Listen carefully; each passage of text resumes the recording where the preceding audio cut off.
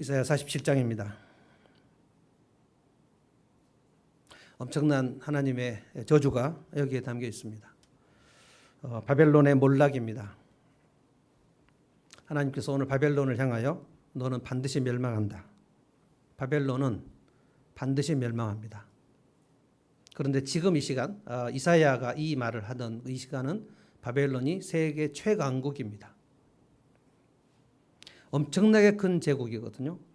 바벨론, 아수르부터 제국이라고 합니다. 아수르, 바벨론, 페르시아, 헬라, 로마, 이 제국입니다. BC 8세기부터 예수님 오실 때까지, 그리고 예수님 오실 때는 로마 제국이었죠. 한 나라는 제국이라고 하지 않습니다. 제국이라는 것은 여러 나라를 거느리는 나라를 제국이라고 합니다. 우리나라가 그 일본에게 먹히기 전에 조선을 제국이라고 얘기했죠. 대한제국이라고 명명했는데 그것은 좀 역사적으로 맞지 않습니다. 제국이라고 하려면 여러 나라를 지배해야 돼요.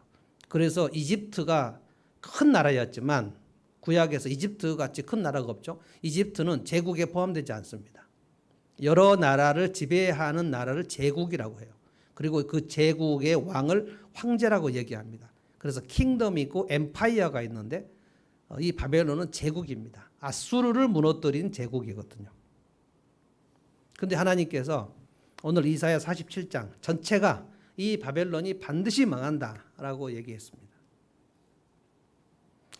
오늘 그 이유를 알아야 될 것 같습니다. 하나님께서 이 바벨론을 왜 반드시 망하게 하신다고 하셨는가? 이것이 이제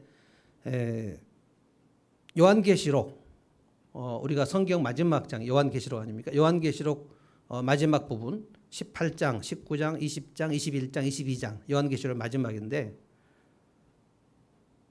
18장에 보면 큰 성 바벨론 너는 반드시 망한다 라고 했습니다. 그 요한계시록 당시에 요한계시록 당시는 AD 1세기거든요. 1세기 AD 90년경에 하나님께서 사도 요한에게 주신 그 묵시, 계시, 그때의 바벨론은 로마 제국을 말합니다. 그러니까 그 당시에 가장 세계 최강의 제국이 로마 제국이거든요.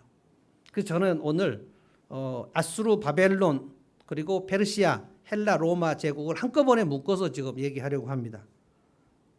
뭐 자세히 설명하진 않겠지만 8세기부터 하나님이 아수르를 키우기 시작했어요.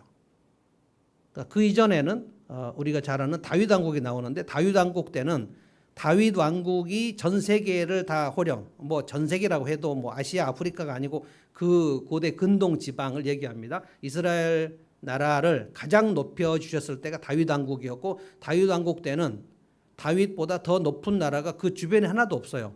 제국이 없습니다. 그런데 다윗 솔로몬 제국이 솔로몬의 나라가 하락했을 때 하나님께서 북이스라엘을 몽둥이로 치시려고 아수르라는 제국을 일으키셨습니다. 그래서 북이스라엘이 아수르에 의해서 멸망했어요. 그런데 북이스라엘을 보고 그 멸망을 보고 회개하지 않는 유다 예루살렘을 하나님께 또 징계하시기 위해서 바벨론을 높이십니다. 그래서 아수르가 멸망하고 바벨론이 올라가는 겁니다. 그런데 이제 오늘 이 말씀 바벨론의 몰락을 말씀하실 때는 하나님께서 페르시아를 일으켜서 바벨론을 치시고 바벨론 포로로 잡혀있는 이스라엘을 지금 귀환시키려고 하는 계획을 가지고 계십니다. 이것을 이 모든 이 역사의 섭리와 통치를 하나님이 다니엘에게 다 보여주셨거든요. 그래서 다니엘이 이것을 보고 다니엘은 바벨론 포로로 잡혀있던 사람 아닙니까? 하나님께서 다니엘을 통해서 이 말씀을 다 알려주셨어요. 아시리아, 바벨론, 그 다음에 페르시아, 헬라, 로마, 그리고 그 로마 시대에 메시아 예수 그리스도의 나라가 어떻게 임할 것을 쫙 얘기해 주셨어요. 이것을 보는 사람들이 이제 남은 자들입니다. 이것을 보면 하나님께서 지금도 엄청난 통치와 섭리를 하고 계시는데 내가 하나님의 백성 남은 자면 내가 지금 이 하나님의 통치를 보면서 내가 절망할 이유가 없구나. 다 지나가는 것들이에요. 지나가는 것들이에요. 근데 이 사도 요한이 바벨론의 멸망을 얘기할 때 여러분이 요한계시록 마지막을 보시면요. 18장에 큰 성, the great city, 큰 성 바벨론이 멸망하고 그리고 the holy city, 새 예루살렘이 하늘에서 내려온다 그랬어요. 하나는 세상 나라, 이건 하나님의 나라. 그런데 새 예루살렘이 내려오는데 그 새 예루살렘의 모습이 무슨 모습이냐면 신부가 신랑을 위해 단장한 것 같다 그랬어요. 그 신부는 하나님의 백성들입니다. 새 예루살렘은 그래서 하나님의 백성들입니다. 남은 자들입니다. 그 세상 나라가 완전히 멸망하고 하나님의 나라가 오는데 그때까지 끝까지 믿음으로 순종으로 남은 사람들, 자기가 믿음으로 끝까지 살아남은 사람들, 이 사람들을 하나님께서 새 예루살렘이라고 그랬었어요. 저는 이 말씀들을 이렇게 읽으면서 그래, 역사가 아무리 소용돌이친다고 그래도 나는 끝까지 믿음으로 살면 되겠다. 그냥 주님 오실 때까지 끝까지 살자. 잘 견디자. 이 생각을 하는 겁니다. 오늘 바벨론의 몰락을 가만히 이렇게 생각해 보면 세상 나라는 이렇게 해서 망하는구나. 우리가 아는 사람들 중에 우리 이제 VIP들 있지 않습니까? VIP들이 어떤 사람들이냐면 아직 하나님 없이 사는 사람들이거든요. 근데 이 사람들이 만약에 끝까지 하나님 없이 살다가 인생을 망하게 될 때, 인생이 몰락하게 될 때, 그때 이 바벨론이 몰락하는 이유와 똑같은 이유로 멸망합니다. 우리 VIP들 중에는 가끔 제가 이런 얘기 많이 듣습니다. 목사님 VIP를 지금 제가 정했는데 이 VIP는 진짜 제가 봐도 훌륭한 사람이에요. 나보다 훨씬 더 멋지게 살고 품위가 있고 상식이 있고 합리적이어서 제가 뭐 이렇게 얘기를 할 틈바구니가 없어요. 가끔 있습니다. 신자들보다 더 훌륭하게 살아가는 사람들 있어요.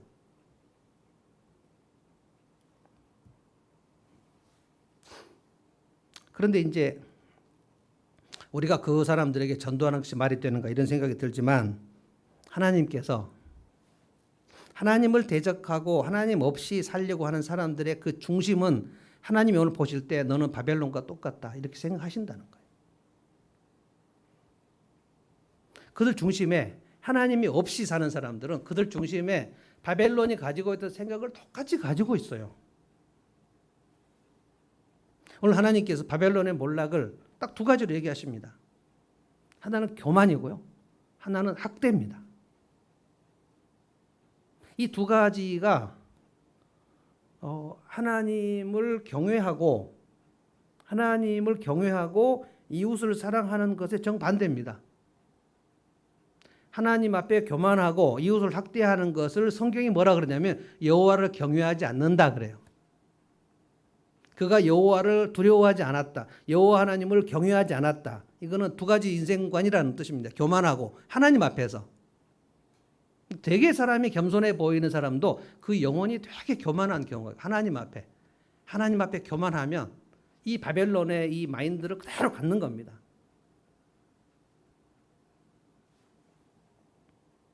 그래서 오늘 이 말씀을 읽으면서 이 바벨론의 몰락의 이 모습이 신자인 내 속에 절대로 있지 않아야 되겠다. 왜냐하면 우리 인간이 타락할 때, 하나님을 떠날 때, 우리 다 아담 이후 우리 인간이 다 타락했잖아요. 타락한 본성 속에 이 바벨론에 가지고 있는 마인드가 우리에 있거든요. 그래서 우리가 정신 안 차리고 멍하니 있으면 이 바벨론의 마인드가 우리 속에 나와요. 우리가 타락할 때 이것 때문에 타락했거든요. 교만과 학대, 이 두 가지입니다. 그래서 아담과 하와가 에덴 동산 쫓겨난 이후에 가인과 아벨을 낳았는데 그 가인이 아벨을 때려 죽이지 않았습니까? 이게 굉장히 비극적이고 비참한 사건. 아마 아담과 하와가 에덴 동산을 떠난 이후 가장 그 절망적인 시간이 형이 동생을 죽였을 때 하나님께서 포기하지 않으셨거든요. 그래서 아벨 대신에 셋이라는 아들을 또 주셨다. 성경 보면 가인이 나중에 하나님께 쫓겨날 때 하나님 제가 만나는 사람마다 나를 죽일 것이라고 얘기를 한 걸로 봐서 가인이 아벨을 죽이고 난 다음에 하나님이 셋을 죽였는데 그럼 이 땅에서 4명만 살고 있어야 되는데 지구 땅에 아담, 하와, 가인 그리고 셋. 아벨은 죽었으니까 4명만 살고 있는데 나를 만나는 사람들 얘기가 무슨 얘기인가. 그래서 초신자들이 창세기 읽을 때 와 이건 뭐 성경이 뭐 이러냐. 제일 많이 나오는 질문 중에 하나입니다. FAQ. 하나님 이 사람들 누굴까요? 그러니까 하나님께서 아담과 하와에게 가인과 아벨 셋, 이 3명만 아들을 주셨다는 얘기가 절대 아닙니다. 수많은 족속들이 그때 있었고 이거는 대표적으로 이 사건, 가인이 아벨을 죽인 사건은 하나님 보실 때 가인 네가 에덴 동산 떠나서 내 앞에 얼마나 교만한 생각을 갖고 얼마나 네가 이웃 네 동생을 학대했는지 이게 타락한 인간 본성의 핵심이다. 이거를 그냥 대표 케이스로 보여주신 겁니다. 그 당시에 사람들이 4명만 살았다는 뜻이 절대 아닙니다. 하나님이 가인에게 물어보셨죠. 네 아우 아벨이 어디 있느냐. 알고 물어보신 거예요. 그때 가인이 뭐라고 대답했습니까? 내가 내 아우를 지키는 자입니까? 왜 나한테 물어보십니까? 내가 내 아우를 돌봐야 된다는 뜻입니까? 쟤는 내가 돌볼 필요가 없어. 이게 학대입니다. 내가 너를 왜 돌봐야 되니? 그러니까 공동체라는 것은 내가 너를 돌보겠다는 거고요. 넌 아웃이다. 내 삶에 넌 아웃이야. 나가. 그 죽이는 거예요. 그래서 바벨론의 몰락의 이유는 딱 이 2가지입니다. 그래서 오늘 이 말씀을 여러분이 들으시면서 이 바벨론의 몰락의 이유가 이 흔적이 나한테 혹시 남아있지 않는지를 잘 생각하셔야 돼요. 첫째는 교만이거든요. 8절부터 보십시다. 8절에 보면 바벨론을 하나님 뭐라고 얘기하셨냐면은 방탕한 여인이라고 그랬어요. 방탕한 여인. 사치하고 평안히 지내며 개역 성경에는 이랬거든요. 너 방탕한 여인아. 이제 너는 이 말을 들어보아라. 네가 평안히 앉아서 마음속으로 이르기를 나보다 더 높은 이가 없다. 이 말이 2번 나오거든요. 10절에도 나옵니다. 네가 악한 일에 자신만만하여 아무도 나를 감시하지 않는다. 그리고 너의 지혜와 너의 지식이 너를 잘못된 길로 들어서게 하였고 너의 마음속으로 나보다 더 높은 이가 없다. 나보다 더 높은 이가 없다. 여러분 이게 무슨 얘기입니까? 나보다 더 높은 이가 없어. 그러면 이게 내가 신이라는 뜻이 아닙니까? 나보다 더 높은 이가 없어요.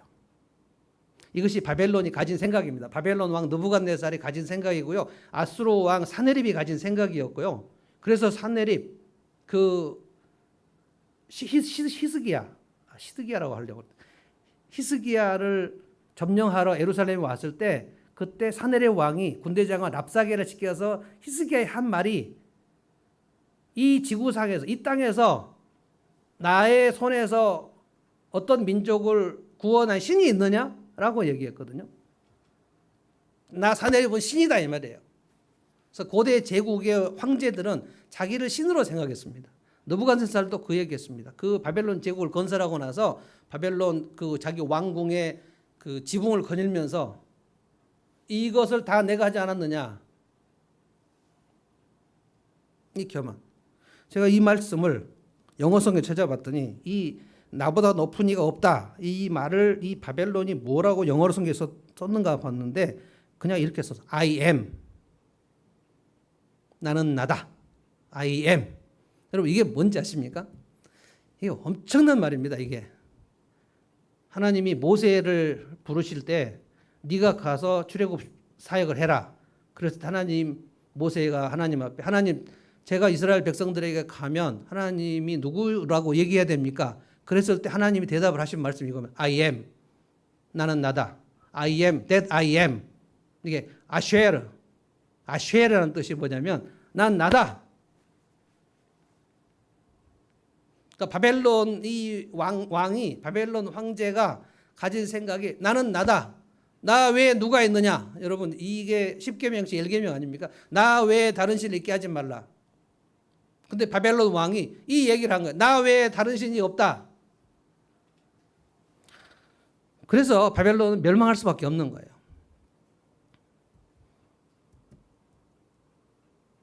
요한계시록 18장에 바벨론을 가리켜서 음녀라고 했습니다. 음녀라는 말은 프로스티튜트, 창녀라는 뜻입니다. 창녀. 그러니까 세상 나라의 핵심은 창녀인데 그 세상 나라들이 갖고 있는 그 생각은 내가 가장 최고다 하는 건 내가 최고야.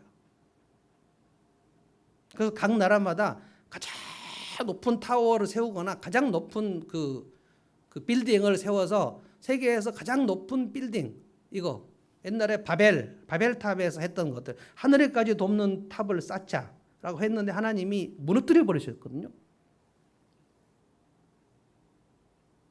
우리나라에서 지금 가장 높은 빌딩이 지금 잠실의 롯데타워죠. 롯데타워. 롯데 회장이 평생 꿈이 그거였답니다. 우리나라에서 제일 높은 빌딩을 만드는 거. 그렇게 하고 돌아가셨죠. 내가 제일이다. 내가 제일이다. 여러분 이것은 우리 인간들이 아담과 하와가 하나님을 넘볼 때 썼던 말입니다. 뱀이 꼬여가지고 무슨 얘기했습니까? 네가 선악과를 따먹어라. 그러면 네가 하나님같이 된다. 하나님과 동등되게 된다. 그러니까 에덴 동산을 네가 다스리라는 거예요. 그 말에 혹한 겁니다. 아담과 하와가 먼저 그 생각을 갖고 선악과를 따먹었다는 것은 뭐냐면 속은 거죠. 네가 여기서 하나님이 된다는 거예요. 그걸 또 아담에게 줬잖아요. 근데 아담이 그것에 대해서 조금의 어떤 망설임도 없이 그걸 먹지 않았습니까? 그러니까 평소에 그 생각을 갖고 있었는지 모르겠어요. 내가 여기서 최고가 되겠다는 거예요. 여러분 이것이 세상 나라의 핵심 가치입니다. 1등 해라는 거예요. 1등 해라. 네가 최고가 되라는 거예요. 그래서 뭐예요? 뽐내려고. 내가 누군지 알아? 우리나라 졸부들이 백화점 가서 제일 많이 하는 얘기가 그거 아닙니까? 그 사모님들, VVIP들 사모님들, 너 내가 누군지 알아? 여러분 이 얘기처럼 정말 듣기가 싫고 재수 없는 얘기가 없잖아요. 최근에 그 벨기에 대사 부인 중국 여자 그 백화점 가가지고 종업원 빰 때리면서 너 내가 누군지 알아? 얘기했죠. 그러고 나서 사과 안 하고 있다가 뭐 취해법권 뭐 얘기하고 외교관 신분 얘기하고 지금 소환됐거든요. 왜 소환됐냐면 이번에 소환되기 전에 공원에서 또 청소부 빰을 또 때렸어요. 그 청소부가 그 사람 핸드폰이 여기 있길래 이거 이쪽으로 이동하고 이거 갖고 가라 그랬는데 나를 무시했다 그래갖고 빰 때렸어. 그 중국 여자. 지금 소환됐습니다. 너 내가 누군지 알아? 여러분 이 마인드 나야. 그 저는 명함을 만들기가 뭐 저 아무것도 아니지만 명함을 만들 때 명함을 줄 때 여자들은 별로 그런 생각이 없을지 모르겠지만 남자들은 명함 딱 줄 때 거기서 뭐 변호사, 뭐 대표 명함을 줄 때 그 명함을 받고 이 사람이 어떤 사람인지를 보고 딱 굽신거립니다. 아이고 악수할 때 명함을 딱 보고 이 사람이 좀 누군가. 근데 거기에 뭐 쫙 나오죠. 뭐 CEO가 있고 뭐 어디 나오고 뭐 어디 하고 뭐 쭉 나오는 거 아닙니까? 그럼 딱 보면 이렇게 고개를 숙이게 되죠.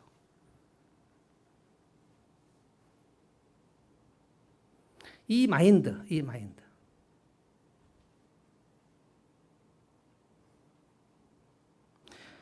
8절을 계속 읽어볼까요?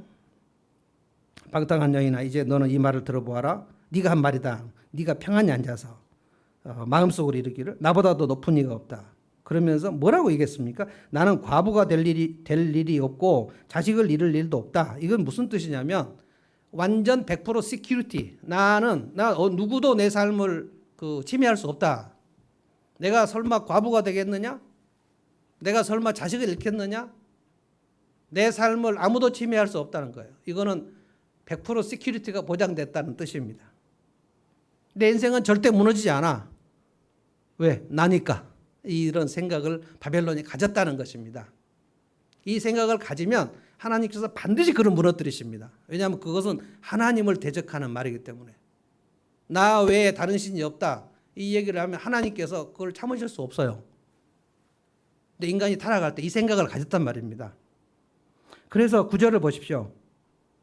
네가 그렇게 말했지. 그런데 9절에 자식을 잃고 과부가 되는 이 두 가지 일이 한날에 갑자기 닥쳐올 것이다. 그래서 여러분 우리가 생각을 할 때 아주 조심하셔야 돼요. 생각이 내 속에 있는 생각이 하나님의 생각이 우리 속에 들어오지 않으면 우리 속에는 별것이 아닌 생각들이 나옵니다. 내가 어떻게 하면 내가 최고가 될 것인가? 내가 어떻게 뽐낼 것인가? 이 생각이 가득해요. 우리 속에서 솟아나는 생각이 좋은 생각 없습니다. 그래서 여러분이 말씀을 묵상하라는 거예요. 말씀을 묵상하거나 좋은 책을 읽어서 내 생각을 자꾸 교정하지 않으면, 이 더러운 물을 자꾸 흘리지 않으면, 깨끗한 물로 와갖고 흘리지 않으면 우리 속의 내면이 정리정돈이 안 된단 말이에요. 책을 안 읽어버리고 성경을 안 읽어버리면 여러분이 한 달 동안 내내 아무 좋은 책도 안 읽고 아무 성경 말씀도 안 들어오면 형편없이 되어버립니다. 뭐 별것이 우리 속에 있는 줄 알고. 근데 대한민국의 사람들은 책을 잘 안 읽잖아요. 근데 성경도 책이에요. 그래서 책을 잘 안 읽으면 그 인생은 별것이 아니게 돼버려요. 아무 좋은 생각이 없습니다. 근데 그 사람이 행여라도 돈을 벌어버리면 이제 그 인생은 망해버리는 거예요. 이 졸부들 있죠, 졸부들. 이게 이제 우리나라의 소위 말하는 아주 고유 명사가 된 갑질이라는 뜻입니다. 갑질. 내가 갑인데 넌 뭐야, 을이잖아. 갑, 을. 이 용어. 이게 세상의 용어거든요. 내 앞에서 무릎 꿇어, 이거죠. 9절 마지막에 보면 하나님께서 반드시 망하게 하신다 하면서 네가 주술이 아무리 등하고 너희 마술이 아무리 세다 할지라도 이 일이 반드시 너에게 미칠 것이다. 그러니까 그 바벨론은 점성술이 엄청 셉니다. 나중에 동방박사들이 바벨론 페르시아의 점성술 박사들이거든요. 마기라는 그 전문가들입니다. 별을 보면서 관측을 하는. 지금도 뭐 별자리 뭐 하는 거 이거 이제 굉장히 위험한 겁니다. 근데 그 동방 박사들이 별을 보고 메시아를 찾아왔다. 그 점성술이 메시아이신 하나님, 그 하나님의 아들 앞에 무릎을 꿇었다. 이거 굉장히 상징적인 거거든요. 그러니까 점을 칠 것인가, 말씀을 순종할 것인가, 둘 사이에 우리는 항상 택하는 거예요. 내가 말씀을 읽고 순종하고 변화되면 하나님께서 반드시 그에게 응답을 주셔서 복을 주신다고 성경은 나와 있고, 이 말씀을 읽어서 변화받고 순종해서 복이 온다는 것을 믿지 않는 사람은 실제로 점을 치려고 그래요. 어떻게 해서 내가 한번 왕창 좀 잘 나가 볼까? 요행을 바라는 거죠. 그래서 여러분이 돈을 벌 때 요행을 바라는 그런 돈을 벌려고 하는 시도는 하나님께서 굉장히 싫어하십니다. 그 인생을 하나님 망하게 하셔요. 그래서 제가 여러분들에게 로또를 사지 말라 그러는 거예요. 로또는 그 한 번씩 이렇게 재미로 사서, 로또 산 사람도 그래요. 월요일날 삽니까? 사면 그 로또 그 결과가 나올 때까지 막 설렌다는 거예요. 어떻게 될 것인가?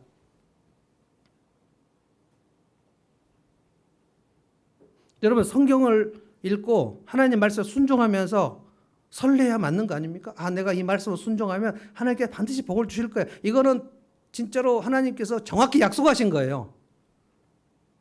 순종을 했는데 하나님께서 그에게 복을 주시지 않는다. 이거는 성경에 있지 않는 말입니다.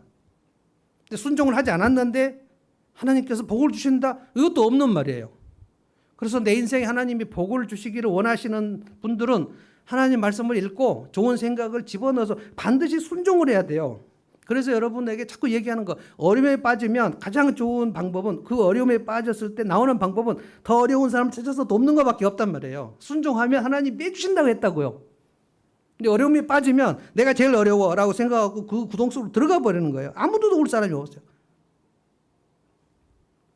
그러면 빠져나올 수가 없단 말입니다. 그래서 우울증과 자기 연민에 빠지는 게 엄청 위험한 게, 자기 연민에 딱 빠지면 누구를 도울 사람이 생각이 나지 않아요. 내가 도움을 받아야지. 누구를 도움을 줘. 이 생각이 나버리면 그 인생이 헤어나올 수가 없단 말입니다. 조금 상태가 좋을 때 계속 누군가를 돕고 있어야 돼요.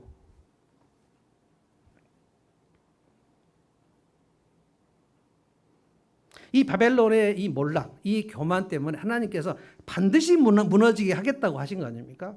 여러분 사울이 어쩌다가 왕위에서 폐위가 된 게 아닙니다. 하나님께서 그 왕위에서 끌어내리시겠다고 성경에 나와 있잖아요. 엘리 제사장 한 날 한시에 죽을 것이라고 하나님 말씀하셨잖아요. 하나님이 말씀하실 때 경고를 우리에게 하신 것을 우리가 그냥 대충 넘기시면 곤란해요. 하나님이 경고를 하시면 그대로 너는 이대로 가면 죽는다 할 때 이대로 가면 반드시 죽이십니다. 그래서 여러분이 하나님께 예배를 드릴 때 하나님께 소홀히 예배를 드리던 그 아론의 두 아들 제사장 막 되고 딱 됐던 나답과 아비우 그 사람들이 하나님의 성소에 들어갈 때 술 먹고 들어갔을 때 하나님 거기서 죽이셨거든요. 그래서 예배를 드리다가 오늘날 막 죽어 나간 사람이 없다 해서 예배를 함부로 드려도 되는 걸로 생각하시면 안 된단 말이에요. 그래서 제가 좀 마음이 안타까운 게 저도 제가 어느 다른 모임에 그 줌으로 참석을 할 때 마음이 이렇게 집중이 잘 안 되는 것을 제가 발견했어요. 그래서 여러분이 지금 1년 넘게 온라인으로 예배 드릴 때 그 스마트폰 앞에서도 드린다는 게 이게 얼마나 이게 열악한 구조인 걸 여러분 알고 계셔야 된다는 거예요. 우리가 스마트폰 침대에 누워갖고 하지 않습니까? 근데 늘 이렇게 하던 습관이 있어가지고 하나님께 예배 드릴 때도 침대에 누워서 자 오늘 예배 시작하는가? 그냥 이렇게 보고 누워있다. 하나님께서 보실 때 야, 너 굉장히 교만하구나. 근데 이미 많이 교만해진 사람은 그 말씀도 안 들려요 또. 망해야 되니까 하나님께서 안 들리게 하셔요. 즉 이사야 이 말씀 이스라엘 백성을 못 깨달았습니다. 하나님 이사야 보낼 때 말씀하셨다고. 네가 전해도 듣기는 들어도 깨닫지 못할 것이다. 왜냐하면 그 상태가 지금 들을 수 없어요.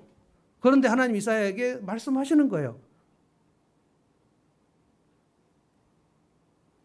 이사야 14장 보면 바벨론의 교만을 그 아담과 하와 이전에 타락한 천사들의 타락을 비유하면서 얘기했습니다.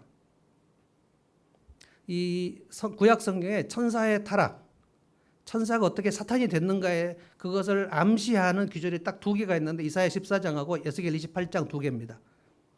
굉장히 신비로운 규절인데 그거 둘 다 바벨론의 교만과 두로의 교만을 하나님이 그 심판하실 때 쓴 말입니다. 이사야 14장에 뭐라 그러냐면 너 아침의 아들 계명성아. 계명은 샛별이라는 뜻이거든요. 이 북극의 샛별이 얼마나 멋졌는지 그 샛별이 얘기를 하는 거야. 내가 북극의 모든 뭇별 위에 높아서 내가 하나님의 자리를 넘보리라 라고 생각했다는 거예요. 내가 지극히 높은 이와 함께 같아질 것이다 라는 생각을 사탄 중에 어떤 놈이 했단 말이에요. 그게 천사의 타락. 그래서 사탄이 된 그 경과입니다. 에스겔 28장 보면 두로에 대해서 얘기했어요. 여러분 두로와 시돈을 아십니까? 두로와 시돈이 지금 페니키아 어디입니까? 저기 지중해 근방 그 나라인데 그 당시 두로와 시돈이 바알 숭배의 종주국이었거든요. 그 이세벨이 시돈 공주입니다. 두로와 시돈은 거의 같은 나라예요. 근데 두로와 시돈이 얼마나 번성했었는지 그 두로와 시돈은 해상 무역에 뛰어났습니다. 그래서 굉장히 부유했습니다. 그래서 다윗이 두로왕 히람과 함께 굉장히 그 친구였어요. 그래서 나중에 솔로몬이 성전을 지을 때 두로왕 히람에게 부탁을 합니다. 아버지 친구, 다윗의 친구에게 그 거기에서 유명한 그 기술자들과 그 거기서 유명한 그 좋은 그 석재, 목재 이것들을 두로왕에게 부탁해요. 그래서 두로왕 히람이 그래 솔로몬아 내가 네 아비 친구인데 다윗의 친구인데 내가 그것도 못 해주겠냐? 그래서 솔로몬의 성전이 두로에서 건너온 그런 목재와 석재들로 구성이 돼서 솔로몬 성전이 지어질 만큼 굉장히 부유한 나라입니다. 근데 에스겔 28장에 하나님이 두로의 교만에 대해서 얘기해요. 자기들이 너무 지혜가 많아요. 두로가 너무 지혜가 많아요. 그래서 뭐라 그랬냐면 여러분 나중에 집에 가서 에스겔 28장 읽어보시죠. 나는 흠이 없이 아름답다 그랬어요. 나는 퍼펙트하다는 거예요. 퍼펙트하다. 더 나아갔어요. 나는 신이라 그랬어요. 신. 나와 같이 아름다울 수가 있는가? 이게 나르시시즘의 핵심입니다. 난 너무 아름다워. 어떻게 너무 아름다워서 아무리 봐도 흠을 잡을 데가 없네.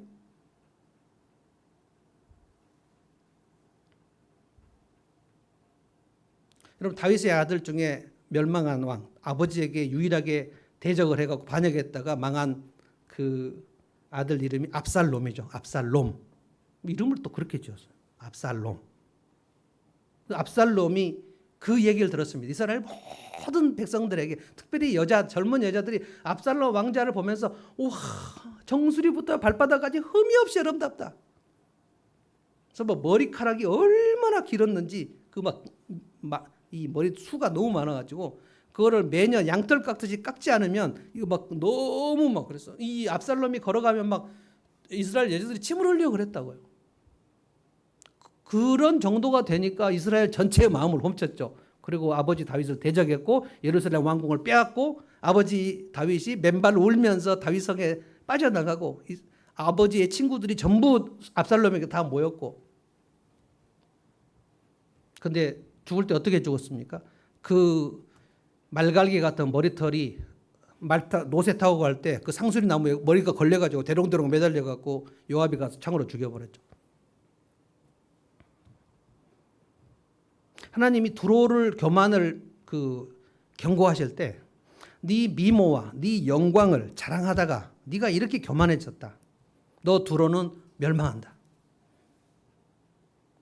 근데 이 두로의 교만을 또 천사의 타락, 하나님의 나라에서 천상에서 우리는 이 천사의 타락을 그냥 이 두 메시지, 이사야 14장과 에스겔 28장의 메시지를 통해서 유추해 볼 수밖에 없어요. 하나님이 천사의 타락을 자세하게 우리에게 알려주지 않았습니다.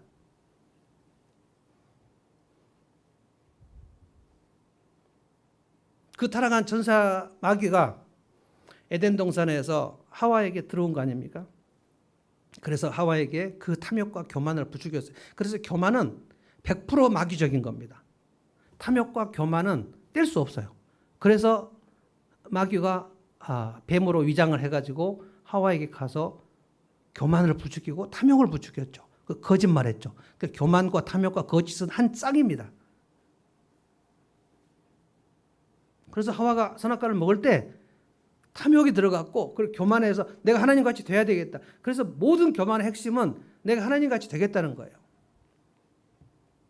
왜 우리가 우울증이 오고 왜 우리가 공황장애 옵니까? 왜 내가 원하는 대로 안 되는 거야. 진짜 짜증나게. 그래서 좀 마음이 약한 사람은 우울증만 오는 거고요. 진짜 너무 내 마음대로 안 돼. 내 마음대로 안 된 게 너무 많아. 다 내 마음대로 돼. 올굿이어야 되는데 내 삶이 그냥 보니까 너무 재수없는 사람도 많고 너무 안 되는 일도 많아. 사실 그렇지는 않아요. 그러나 그렇게 생각이 들어요. 그래서 모든 것이 다 나쁘다. all bad로 생각이 되는 거예요. 그러면 마음이 우울해지는 거예요. 근데 좀 성격이 강한 사람은 우울증만 오지 않아요. 그냥 내가 확 죽어버리고 싶어요. 그 막 죽음의 공포가 확 와버려요. 공황 장애가 와버려요. 디스오더, 무질서가 와버리는 거예요. 이건 전부 신질입니다. 신질, 갑질을 넘어서서 하나님질하는 거예요. 이게 내가 원하는 대로 왜 안 되는 거야? 마치 폐위된 왕과 왕비처럼. 놀라운 거는 하나님의 백성들도 정신 안 차리면 순식간에 교만이 온다는 겁니다. 교만과 탐욕 보실래요? 하나님의 사람 다윗이 어떻게 했습니까? 그렇게 그 다윗이 겸손했는데 그날 밧세바의 벗은 몸을 딱 보고 탐욕과 교만이 순식간에 들어가지 않았습니까? 누구냐? 알아봐라. 저 여인이 누군가를 알아봐라. 그랬더니 충신 우리아의 아내입니다. 이름이 뭐야? 밧세바입니다. 데려와라. 그랬을 때 아마 신하들이 깜짝 놀랐을 거예요. 아니 하나님의 사람 다윗이 왜 그럴까? 찍소리도 못하고 데려왔죠. 다윗이 그냥 아무 생각 없이 욕정으로 다 밧세바를 겁탈을 해버리고 그러고 나서 뭐라고 그랬습니까? 저 우리아를 죽여야 되겠다. 그래서 요압에게 비밀 편지를 보내가지고 암몬 전투 깊숙이 들어가서 우리아를 적장에 놓고 너희들은 빠져나와라. 충신 우리아가 가서 싸우다가 그냥 전사했죠. 순식간에 들어가는 거고요. 순식간에. 그래서 나는 교만하지 않을 거다라고 생각한 사람은 반드시 교만해집니다. 우리는 뭘 조금만 잘해도 내가 너무 잘한 것처럼 생각이 드는 거예요. 나의 능력이구나. 다윗이 또 한 번 범죄했습니다. 또 교만이 들어갔고 말년에 이스라엘의 인구를 조사해야 되겠다. 신명기에 보면 왕은 절대로 인구를 조사하지 못하게 돼 있어요. 인구가 많아지면 이게 다 내 나라다라는 생각이 들면 교만해지니까 하나님의 백성들의 인구를 조사하지 못하게 돼 있어요. 근데 다윗이 요압을 불러서 야, 오늘 내가 인구를 조사해야 되겠어. 요압이 단 한 번 다윗보다 영성이 더 민감해진 그 발언을 합니다. 요압은 정말 다윗의 영성을 못 따라간 사람이었는데 딱 이때 얘기해요. 요압이 왕에게 건의합니다. 왕이시여, 이거 하나님께서 금하신 건데 해도 되겠습니까? 다윗이 짜증을 냅니다. 왕이 제초가에 가로되 얼른 가서 인구조사를 하지 못할까? 교만이 한번 들어오면 엄청나게 작동을 해버리거든요. 이 나라는 하나님의 나라고 내가 주인이 아니다. 그걸 그대로 가지고 있었어요, 평생. 근데 그날 이 나라는 내 나라지 라는 생각이 들어요. 그날 망한 거예요, 다윗이. 하나님께서 그 다윗을 굉장히 괘씸하게 보시고 너 내가 징계할 텐데 네가 몇 년 동안 쫓겨다닐래? 아니면 이 백성이 한번 전염병으로 하루아침에 몇만 죽을래? 그랬는데 다윗이 또 왜 그런 생각을 했을까요? 지가 쫓겨다녀야지. 하나님의 손에 붙들려서 징계를 받기를 원합니다. 그건 백성들에게 온역을 내리라는 뜻이에요. 그래서 하나님이 다윗의 범죄 때문에 하루아침에 온역으로, 우리로 말하면 코로나로 7만 명을 죽게 하십니다. 다윗의 교만 한 번으로 7만 명이 죽어요. 매일 지금 죽어갈 판이에요. 그래서 다윗이 엎드려가지고 막 하나님께 회개합니다. 하나님, 내가 교만했습니다. 하나님, 절대로 그렇지 않겠습니다. 막 기도하니까 하나님께서 칼을 든 천사들이 지금 계속해서 온역으로 막 가고 있는데 멈춰라. 거기가 솔로몬의 성전이 지어진 곳이었다는 거예요. 놀랍게 거기가 아브라함 이삭을 바친 모리아산이었다는 거예요. 거기서 솔로몬이 성전을 짓습니다. 아라우나의 타작마다. 거기서 하나님의 심판이 멈춥니다. 막 얘기하니까. 밧세바 탐하고 우리야 죽고 난 다음에도 하나님께서 그 다윗과 밧세바의 아기를 죽여버리셨잖아요. 엄청나게 회개했는데 그 다음에 또 늙어가게 또 교만해졌거든요. 그래서 우리가 저분은 진짜 훌륭한 분이었는데 왜 저렇게 돼버렸어요? 형편없이 돼버린 목사님들 많이 있거든요. 아주 추하게. 잠깐 정신줄 놓으면은 평생 동안 이렇게 훌륭하게 살았는데 갑자기 추해지는 경우. 최근에 베트남의 언더우드라고 한국 선교사님, 베트남의 우리 박강서 감독이 지금 유명하지만 실은 베트남에 선교사로 가셔갖고 한 30년 40년 평생을 바친 선교사님이 있더라고요. 할아버지. 베트남의 언더우드 치시면 다 나옵니다. 최근에 베트남 그 자원봉사하는 자매 또 성추행해가지고 너무 예뻐서 입을 좀 맞춰줬다고. 왜 그러는 거예요, 왜?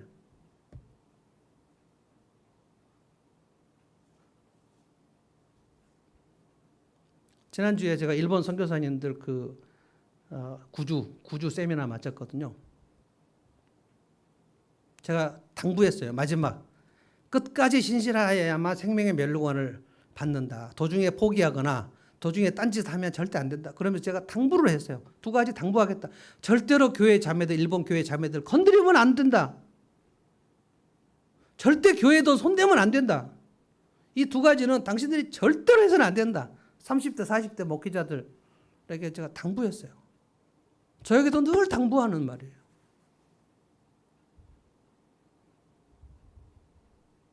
잠깐 정신줄 놓으면 교만해진다니까요. 내가 말씀을 묵상을 오랫동안 안 했는데 내가 교만해지지 않았을 것이다. 말도 안 되는 소리.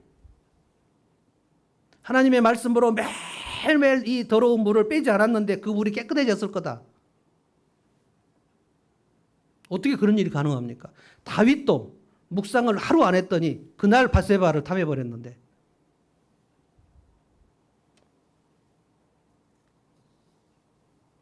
바벨론 몰락의 마지막 날이 어디 나오냐면 다니엘 5장에 나옵니다. 다니엘이 그걸 다 봤어요. 바벨론 왕 마지막 왕 이름이 벨사살입니다. 벨사살. 그 엄청 유다를 몰락시켰던 왕은 느부갓네살이고요. 마지막 왕이 벨사살인데 이 벨사살이 무슨 짓을 했냐면 그날 예루살렘 성전에서 가져온 그 그릇을 가져오라. 그래가지고 예루살렘 성전 하나님 앞에 제사를 드리는 그 제사 그릇 그것 가지고 술 파티를 벌입니다. 자기들의 신의 이름을 찬양하면서 술 파티를 해요. 그것도 여러분 잘 아시죠? 다니엘서 5장에 벽에 메네 메네 데겔 우바르신 메네 메네 끝이다. 너는 끝이다. 끝이다. 메네 저울에 모자란다. 바르신 나라가 쭉 나눠진다. 이 말씀을 해석해 준 사람이 다니엘입니다. 왕이시여 벨사살 왕이시여 오늘이 당신 마지막 날입니다. 그날 저녁에 페르시아 군대가 쳐들어와서 다니엘이 몰락합니다. 이 말씀이 그대로예요. 네가 자신만만해서 네 시큐리티는 보장되었다고 하지만 한순간에 파멸할 것이다. 하나님이 한번 말씀하신 것은 정신 차려서 들어야 돼요. 그래서 말씀 묵상을 안 하면 그 사람은 하루 안 하면 엄청 손해고요. 한 달 정도 안 했으면 이미 패망의 길로 들어서는 겁니다. 문제는 자기가 그걸 몰라요. 모르니까 그냥 낭떠러지로 떨어져 가는 거예요. 이렇게 모르니까. 아니, 건물이 무너지는데 알면 그 버스가 그 시간에 거기 가겠습니까? 모르니까 그냥 가다가 건물이 무너지면 거기서 그냥 주저앉는 거잖아요. 그래서 예수님께서 깨어있지 않은 사람에게는 그날에 도적같이 임한다고 말씀하신 게 그겁니다. 이거는 불신자를 얘기하는 게 아니에요. 신자들도 깨어있지 않으면 그날에 도적같이 임하는 거예요. 하나님께서 바벨론에게 화 있을진저 이것을 저주한다는 뜻입니다. 하나님이 그 인생의 교만을 보시면 하나님께서 화 있을진저 이거는 예수님이 바리새인들에게 하신 말씀이거든요. 화 있을진저 7번 하셨어요. 예수님이 바리새인들에게. 완전히 몰락하겠다는 뜻입니다. 그건 외식이었어요. 근데 오늘 본문에 보면 하나님이 바벨론에게 화 있을진저 이거는 너의 영화는 사라지고 너의 모든 축복은 거두어가고 너에게 모든 재앙이 한꺼번에 온다 이런 뜻입니다. 그래서 하나님께서 화 있을진저라는 말씀이 했으면 이 말씀을 여러분이 크게 읽으시고 내가 이 삶을 절대로 벗어나야 천리 밖으로 도망가야 되겠다 생각해야 돼요. 화 있을진저 뭐 별일 없겠지. 교만 반드시 무너집니다. 그 다음에 이제 두 번째 학대. 5절을 볼까요? 5절 보면 학대가 나옵니다.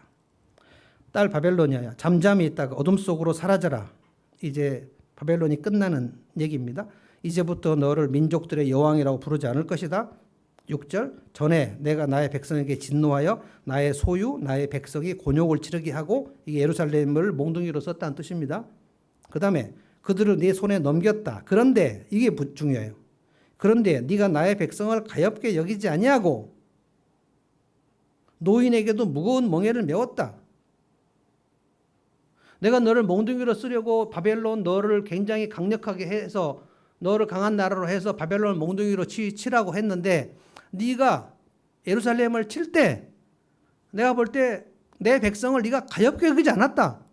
야, 이게 무슨 뜻입니까?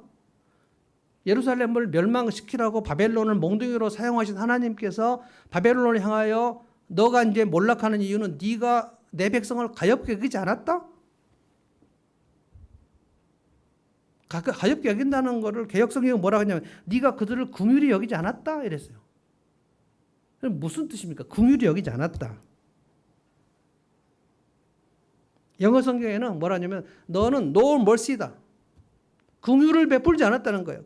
그리고 노인들도 네가 지나치게 학대를 했다는 거예요. 노인들에게 멍에를 줬다. 여러분 이건 무슨 뜻이냐? 긍휼은 하나님의 성품입니다. 근데 하나님의 성품과 반대되거나 하나님의 그 성품이 결핍이 됐을 때 그의 삶을 하나님께서 경고하시는 거예요. 너에게 긍휼이 보이지 않았어. 바벨론의 멸망을 지금 얘기하면서 너에게 긍휼이 없었어. 그러니까 유다 백성들을 멸망을 시킬 때 그렇게 잔혹하게 그렇게 몰살을 시키고 그렇게 폭력적으로 하는 거는 네가 그 백성들을 너무 긍휼을 여기지 않았다는 뜻이에요. 이것이 학대입니다.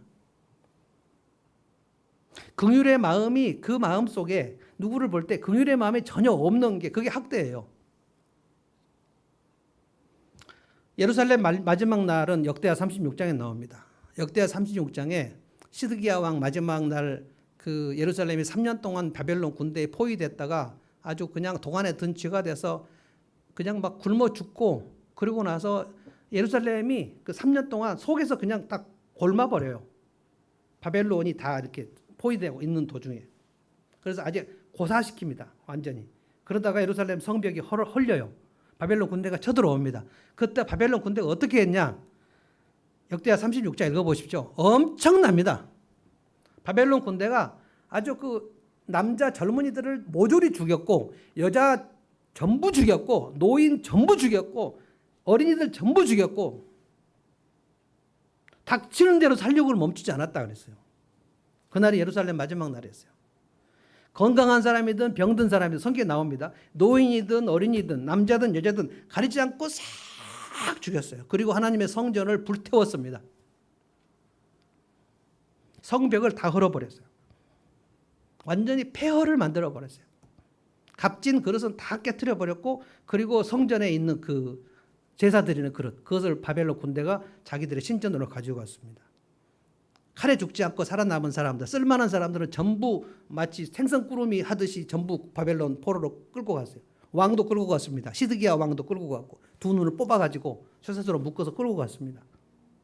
아주 유다 예루살렘 성을 아주 그냥 폐허로 만들어버렸어요. 하나님이 이 바벨론의 잔혹성, 이 무자비성, 어떻게 너 그렇게까지 할 수 있냐?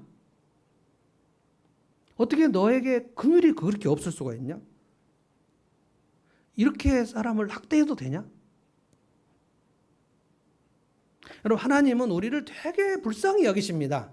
이게 그 헤세드, 하나님이 우리들은, 택한 백성들은 진짜로 불쌍히 여기십니다. 그래서 우리를 포기하지 않으세요. 그런데 우리가 죄를 지어도 우리를 그 자식으로서 엄청나게 사랑하십니다. 이게 긍휼이거든요. 하나님은 우리가 흙으로 지어진 존재라는 것을 알아요. 흙으로 지어졌잖아요. 그래서 이렇게 부서지기 쉽고 깨지기 쉬워. 그래서 하나님 우리를 연약한 존재인 것을 알아요. 그래서 우리가 죄 지었을 때도 그냥 멸망시키지 않고 잘 기다리시고 뭐 말씀하시고 또 사람을 보내고 이렇게 기회를 주시는 겁니다. 우리는 그냥 질그릇 같다 그랬어요. 바울 사도도 그랬죠. 우리가 예수를 믿으면 질그릇에 보물을 담은 것 같다. 근데 우리가 예수 믿으면 그 질그릇이 금그릇이 된다는 뜻이 아닙니다. 우리는 그냥 부서지기 쉬운 질그릇이에요. 흙으로 만든 그릇, 연약하고. 그런데 거기에 보물을 담은 그릇이 된다 그랬어요. 그 보물은 예수 그리스도의 복음입니다. 베드로 사도가 남자들에게 뭐라 그랬습니까? 남편들아, 너희 아내들은 더 연약한 그릇이니 살살 다루어라. 이렇게 얘기했어요. 더 연약한 그릇이라는 것은 뭐 남자는 그러면 강한 그릇이라는 뜻입니까? 더 연약한 그릇이라는 건 남자도 연약하고 여자는 더 연약하니 아내들을 보호하라. 하나님이 우리에게 긍휼을 거두시지 않은 거예요. 그래서 우리가 그 긍휼의 마음, 이게 서로 사랑입니다. 우리가 공동체에서 부부간에 서로 불쌍히 여기고, 참 힘들겠다. 참 안 됐네. 딱하지. 이 마음을 가지고 서로 사랑하는 거. 이게 새 계명 아닙니까? 서로 사랑하고 긍휼을 보이면 하나님 우리를 보시고 굉장히 흐뭇해 하시면서 그 중에 함께 가시면서 우리를 복을 주신다 그랬어요. 또 우리가 하나님의 백성인데 하나님 우리를 긍휼히 여기셨는데 우리가 그 누군가를 보고 긍휼히 여기지 않고 쌀쌀하게 하고 차갑게 하고 좀 사랑이 식어지고 그리고 밀어내고 너는 너고 나는 나고, 지금 대한민국 그렇게 지금 가고 있습니다. 코로나 1년 반 지나면서 너는 너 나는 나 못 만나니까. 그래서 제가 온라인으로라도 계속해서 교제를 하자고 얘기한 게 하나님의 이 긍휼의 마음을 우리가 갖자는 거예요. 근데 오프라인으로 못 만나는데 온라인으로 안 만나고 그냥 저 사람이 힘든데 뭐 자기가 알아서 하겠지 뭐. 이거는 하나님이 싫어하셔요. 그리고 우리를 보면서 바벨론의 마인드가 너한테 있네. 너 그럼 망할 텐데. 왜냐하면 바벨론에 몰락한 이유를 하나님께서 네가 그들을 보면서 가엾게 여기지 않았다. 지금 유다 백성들은 바벨론이 쳐서 무너뜨리라고 보내신 그런 경우잖아요. 그럼에도 불구하고 거기서 네가 너무 긍휼을 보이지 않았다는 거예요. 하나님께서 우리가 긍휼을 얼마나 보이는가를 얼마나 중요하게 생각하시는지를 깨닫겠어요? 그래서 우리가 누군가 우리 공동체 안에서 또는 뭐 더 넓혀야 되지만 직장에서도 마찬가지지만 공동체 안에서 우리가 목장 모임 하면서 긍휼의 마음을 갖는 것, 관심을 갖고요. 그리고 질문을 하고요. 그리고 공감을 해주고요. 그리고 뭔가를 나누고요. 오늘 배대형 기도하면서 누군가에게 커피 한 잔이라도 나눌 수 있게 해달라고, 이 말이 지금 뭘 많이 나누라는 게 아니고 내 마음을 묶어서 그들과 무엇인가를 나누고 무엇인가를 좀 보살피고, 우리가 VIP도 지금 그렇게 긍휼의 마음으로 하자는 거거든요. 무반응, 무대응, 차갑게 그냥 각자 도생, 이거는 세상의 논리인데 그 세상의 논리 그것 때문에 바벨론이 몰락한다고 하나님이 말씀하셨다는 거예요. 아모스에 보면 굉장히 하나님께 싫어하시는 게 이방 민족들도 에돔이나 모압이나 블레셋이나 그들을 심판하실 때도 이 잔혹함과 긍휼없음을 근거로 해서 심판하십니다. 에돔의 경우 하나님이 뭐라고 했냐면 아모스를 보십시오. 에돔, 네가 이웃에게 긍휼을 던져버렸다. 긍휼을 거두어버렸다. 이거를 에돔을 멸망시키는 심판하시는 이유로 들어요. 네가 왜 형제 자매들을 긍휼을 버렸냐. 근데 암몬은, 여러분 읽어보시면 암몬은 이스라엘 백성을 그 침략했을 때 암몬은 그 누굽니까? 롯의 자손들 아닙니까? 롯이 아브라함의 조카였는데 모압과 암몬을 낳았잖아요. 암몬은 대단히 잔혹한 사람들이에요. 그래서 이스라엘 길르앗을 쳐들어갔을 때 아이벤 여자들의 배를 갈랐어요. 그거를 하나님께서 암몬을 심판하실 때 네가 아이벤 여자의 배를 갈랐도다 이렇게 얘기하셨어요.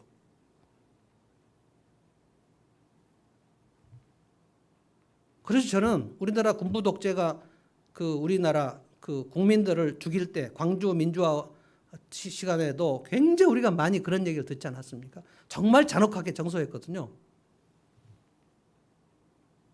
그 영감이 지금도 살아있어서 혼자 산책하더라고요. 지금 미얀마, 지금 군부 쿠데타로 선량한 시민들을 계속 죽이고 있거든요. 우리나라 군대하고 미얀마 군대는 차원이 달라요. 미얀마 군대는 바로 그냥 사격을 해버립니다. 이렇게.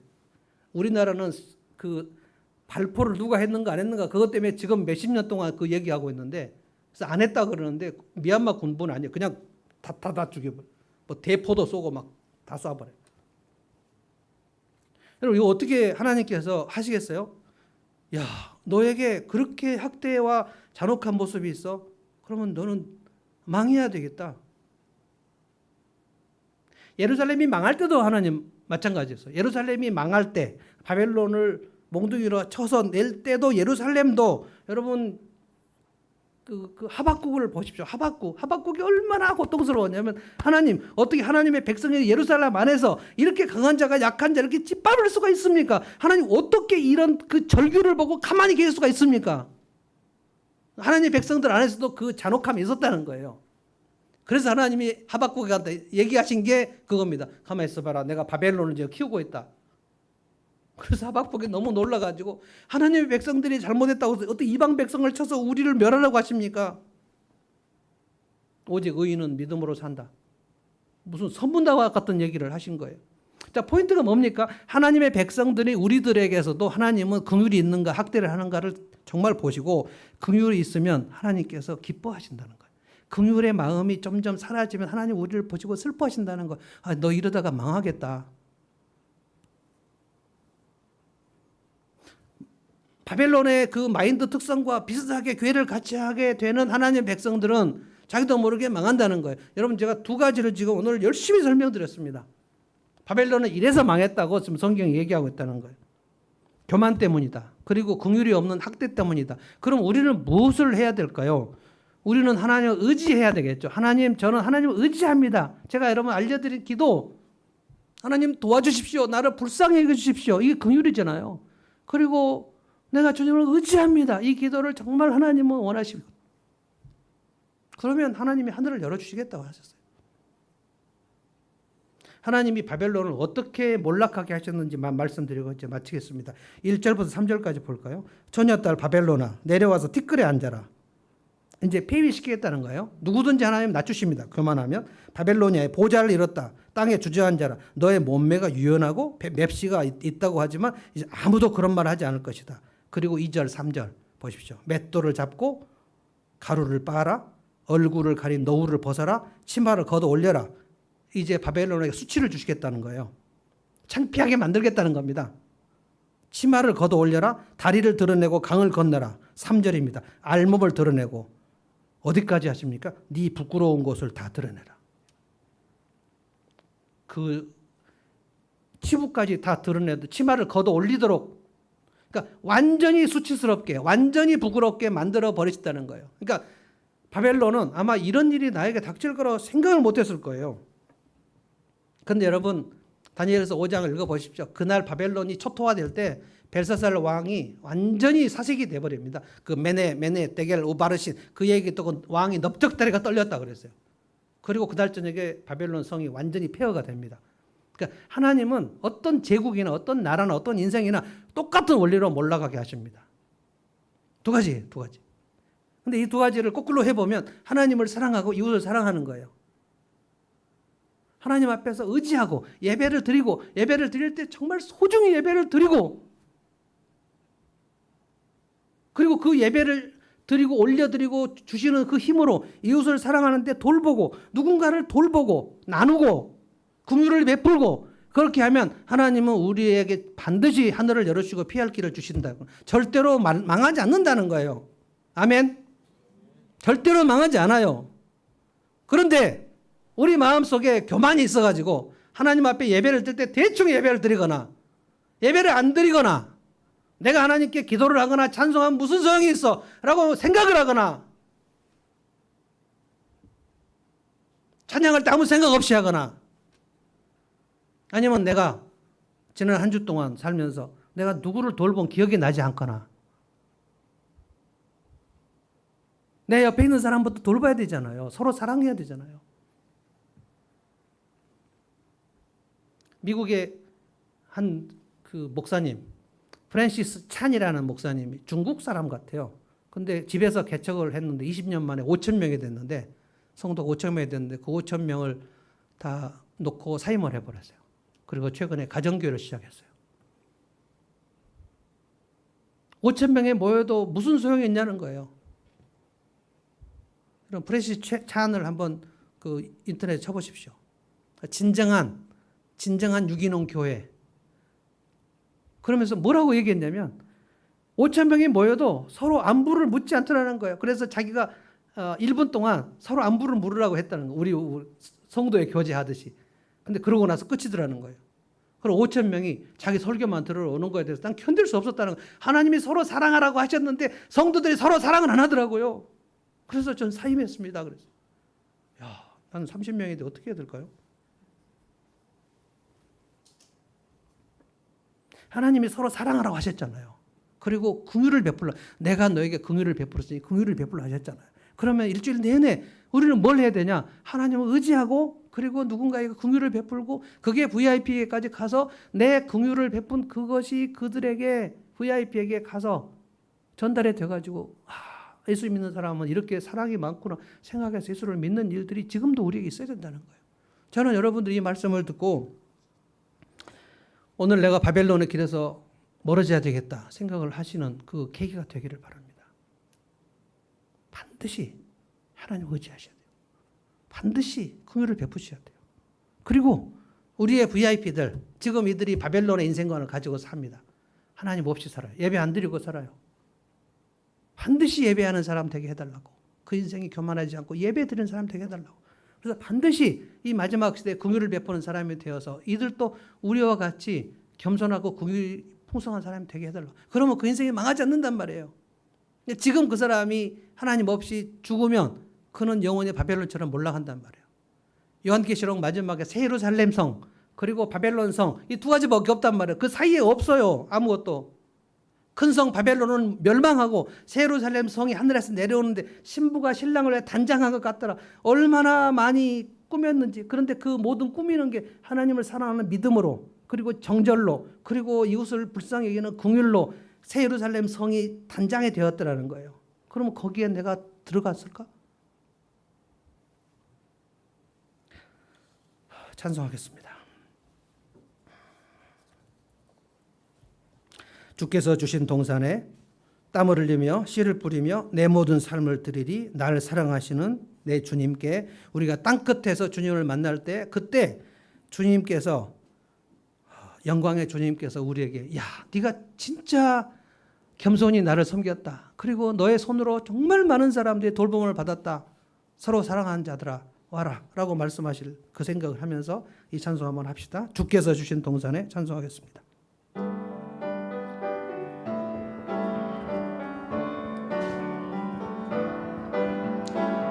주께서 주신 동산에 땀 흘리며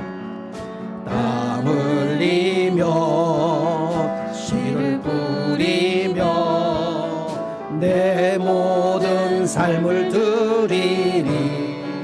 아멘. 날 사랑하시는 내 주님께. 비바람 앞을 가리고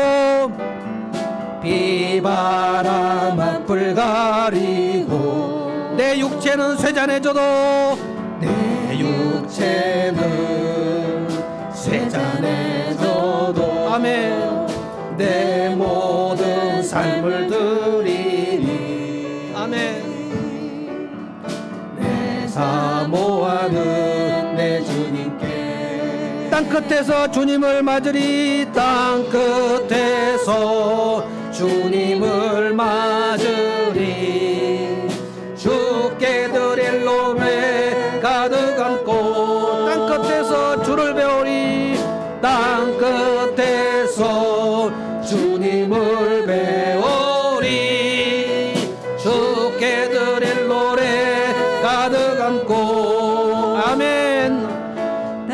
모든 끝 찬양하 아멘. 아멘. 주님 오실 길 예비하라. 아멘. 아멘. 땅의 모든 끝에서 주님을 찬양하라. 영광의 주님 곧 오시리라. 아멘. 아멘. 기도하겠습니다. 주님 감사합니다. 오늘 바벨론의 몰락을 깨닫게 하셔서 감사합니다. 이 땅 세상 나라가 이렇게 멸망한다는 사실을 알게 하셔서 감사합니다. 교만한 바벨론, 이웃을 학대한 바벨론, 하나님의 성품이 사라졌기 때문에 바벨론은 멸망한 줄로 믿습니다. 주님, 우리의 삶에서 이 바벨론의 특성이 흔적도 없이 사라지기를 원합니다. 우리는 늘 교만하고 우리는 늘 긍휼이 없이 나만을 생각하며 살 때가 많습니다. 주님이 이 땅에 내려오시고 성육신하셔서 우리를 위해서 십자가에 못 박혀 피 흘리시고 살을 찢기셨던 것을 알고도 우리는 아무 생각 없이 무더위와 코로나를 짜증내면서 살 때가 너무 많았습니다. 하나님, 오늘 다시 한번 이 굿 메시지를 듣고 우리의 마음을 돌이켜 하나님 앞에 겸손하게 살기를 소원합니다. 하나님을 의지하며 살기를 소원합니다. 내가 누군가 생각하면서 살지 않게 하시고 하나님이 누구신가를 날마다 생각하며 살기를 원합니다. 하나님, 그리하여 내가 누군가를 내 손을 펴서 돕고 돌보고 보살피고 그리하여 사랑이 있고 긍휼이 있고 주님이 내게 주신 긍휼을 흘려보내는 사람이 되기를 원합니다. 지금 우리 VIP들 세상 사람들입니다. 하나님 없이 예배를 드리지 않고 있습니다. 하나님 없이 나만 성공하면 된다고 생각하고 살고 있습니다.